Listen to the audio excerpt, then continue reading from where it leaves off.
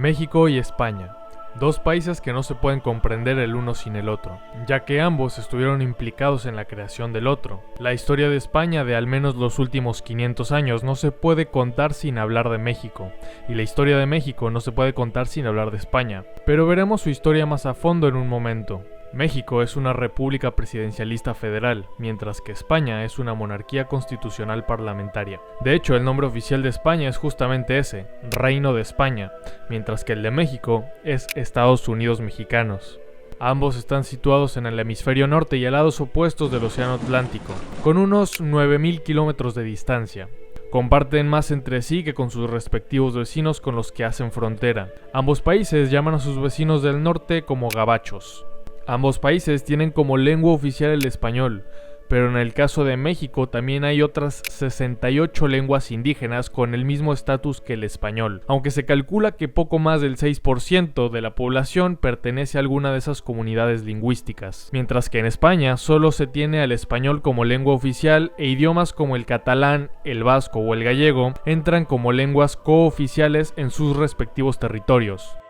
La ciudad más poblada y la más importante de ambos países es la capital, pero habiendo una diferencia enorme entre la cantidad de habitantes que tiene Ciudad de México y la que tiene Madrid, siendo la capital de México un poco más del triple de grande que la capital española. Como dato curioso, la Ciudad de México es también la urbe con mayor población de hispanohablantes en el mundo, y no solo eso, sino que también es el país hispanohablante más poblado del mundo, teniendo una población total de 126,7 millones, que comparada con los 47 millones de habitantes que tiene España, se percibe una enorme diferencia, aunque estos datos van de la mano con el crecimiento de la población, el cual en México es de poco más del 1% anual y en España es de tan solo el 0,73%. Pero la diferencia demográfica en este caso también está relacionada con la cantidad de ciudadanos y centros urbanos que tienen ambos países, además de la superficie total de cada nación, donde la extensión territorial de México cuadruplica el tamaño de España. De hecho, México originalmente fue unas 8 veces más grande que España,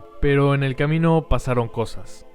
De todas formas, el tamaño no importa en este caso, porque la distribución de la población es en última instancia lo que determina la demografía de un país. Por ejemplo, en México, la mayor parte de la población se encuentra en el centro del país, entre los estados de Jalisco y Veracruz. Aproximadamente una cuarta parte de la población vive en Ciudad de México y sus alrededores, mientras que en España, con la notable excepción de Madrid, Sevilla y Zaragoza, las aglomeraciones urbanas más grandes se encuentran a lo largo de la costa mediterránea y la atlántica. Numerosas ciudades más pequeñas que se extienden por todo el interior reflejan la herencia agraria del país. También es destacable el asentamiento muy denso alrededor de la capital Madrid, así como de la ciudad portuaria de Barcelona, que no es una distribución geográfica perfecta, pero en este sentido está mejor equilibrada que la de México. La esperanza de vida al nacer es más alta en España, siendo de 81 años, mientras que en México se espera que la población en general viva 76 años. La tasa de fertilidad es más alta en México, teniendo un aproximado por encima de los 2 hijos por mujer, mientras que en España difícilmente se llega a alcanzar el número de reemplazo poblacional. La edad promedio de los mexicanos es de 28 años, mientras que la edad promedio en España es de 43. Cabe resaltar que los países con una población más joven suelen tener mejores perspectivas de desarrollo y las sociedades jóvenes suelen ser más dinámicas y creativas. La cantidad de tierra cubierta por bosques que poseen ambos países es bastante similar. También el porcentaje de tierra dedicada al uso agrícola, incluyendo tierras cultivables, es sorprendentemente parecido. México es un país con mayores reservas de agua que España. Esto incluye todas las aguas interiores como lagos, ríos, embalses y humedales. España es un país mucho más frío que México, teniendo una temperatura media bastante más baja.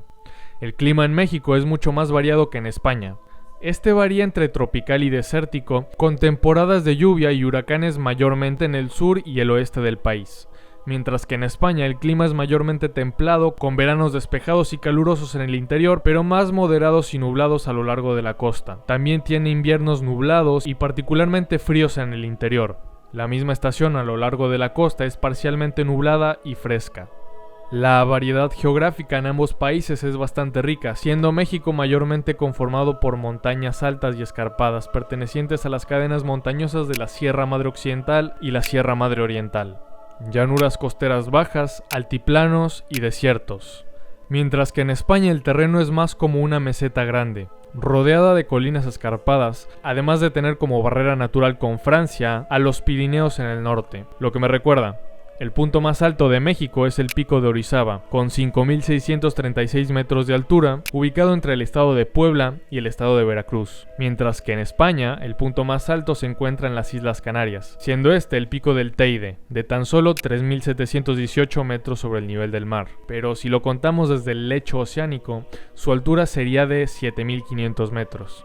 Ambos países tienen disputas territoriales. España mantiene su reclamo sobre Gibraltar, que está bajo dominio británico, y Marruecos reclama de forma directa todos los territorios españoles en África, desde el islote Perejil hasta las ciudades autónomas de Ceuta y Melilla. Por otro lado, México no reclama abiertamente ningún territorio, pero existen pequeñas disputas con Guatemala y Belice, además de la posesión de la isla Clipperton, la cual hace más de 100 años que está bajo dominio francés.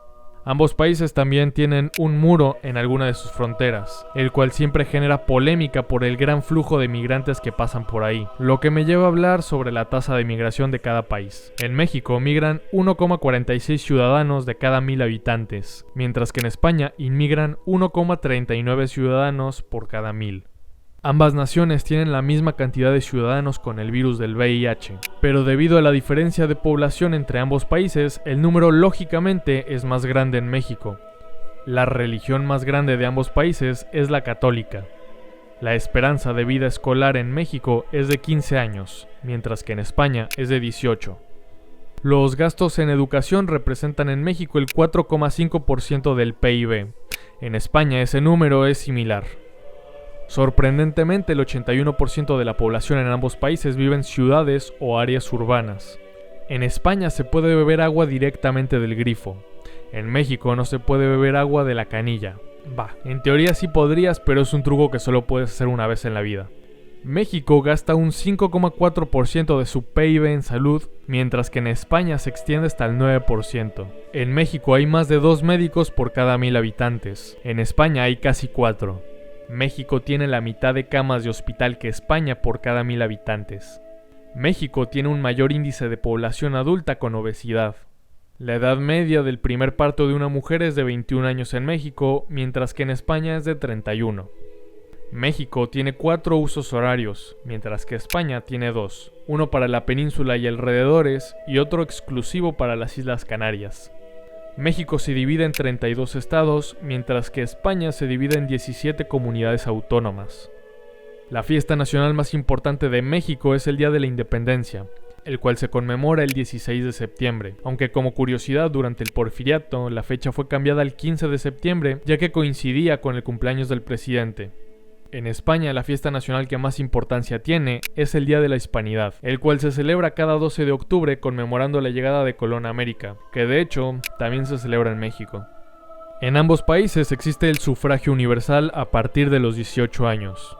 También en ambos países el deporte más popular es el fútbol. La población bajo el nivel de pobreza en México es de casi el 42%. En España la pobreza es de poco más del 20%. En ninguno de los dos países existe la pena de muerte. La tasa de desempleo en México es más baja que en España. Las principales industrias mexicanas son alimentos y bebidas, tabaco, productos químicos, hierro y acero, petróleo, minería, textiles, prendas de vestir, vehículos de motor, bienes de consumo duraderos y el turismo. Mientras que en España sus principales industrias son textiles y prendas de vestir, alimentos y bebidas, metales y manufacturas de metales, productos químicos, construcción naval, automóviles, arcilla y productos refrácticos, calzado, productos farmacéuticos y equipos médicos. Los principales socios comerciales de México son Estados Unidos, China y España, mientras que los principales socios comerciales de España son Alemania, Francia y China. El PIB de ambos países, según el Banco Mundial, los sitúa muy cerca el uno del otro. De hecho, recientemente México desplazó a España en el puesto 15 entre los países con mayor PIB del mundo, quedando en el puesto 14 a nivel mundial. México se ha convertido en el segundo mercado de exportación más grande de Estados Unidos y la tercera fuente de importaciones. En 2017, el comercio bidireccional de bienes y servicios superó los 623 millones de dólares.